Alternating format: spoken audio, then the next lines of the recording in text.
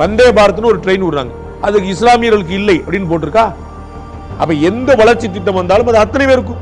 ஒரு இஸ்லாமியர் தொழில் பண்றாரு, கோயம்புத்தூர்ல இருந்து சென்னைக்கு பிசினஸ் பண்ண வர்றாரு, டக்குன்னு கிளம்பினா 5 மணி நேரத்தில் கிளம்பி வந்துடுறாரு. அவருக்கு எவ்வளவு வசதி. அப்ப அது இஸ்லாமியரா கிறிஸ்துவரான்னு பாக்கறதுல ஃபெசிலிட்டேட் பண்ணி கொடுப்போன்றாங்க. இதுல நோக்கி பாஜக நகர்கிறது. ஈஸ் ஆஃப் டூயிங் பிசினஸ் சொல்லுவாங்க. Ease of doing business existing அது சென்ட்ரல் கவர்மெண்டோட எல்லா ஸ்கீம்லையும் கடகடன்னு நடத்துறாங்க. தொழில் முனைவர்கள் அதிகமாக வர்றாங்க. உலக பொருளாதாரம் ஆட்ட கண்டு இருக்கும்போது, பெரிய பொருளாதாரம் 2 நாடுகள் 2% 2% குரோத் காட்டும் போது நம்ம 7% குரோத் காட்டும். அவ்வளவு பெரிய வேகத்துல போயிட்டு இருக்கும். ஜஸ்ட் இமேஜின் 3 times than இந்த வல்லரசுகள். அப்ப நம்ம மக்களுடைய வாழ்க்கைக்கு நம்ம உதவுறோமான்னு பார்க்கணும். அதை தமிழ்நாட்டில் இருக்கக்கூடிய கட்சிகள் செய்வதில்லை. அதனால தான் பாஜக போன்ற கட்சிகள் ஆழமாக கால் ஊன்றுகின்றன, வேறு ஊன்றுகின்றன.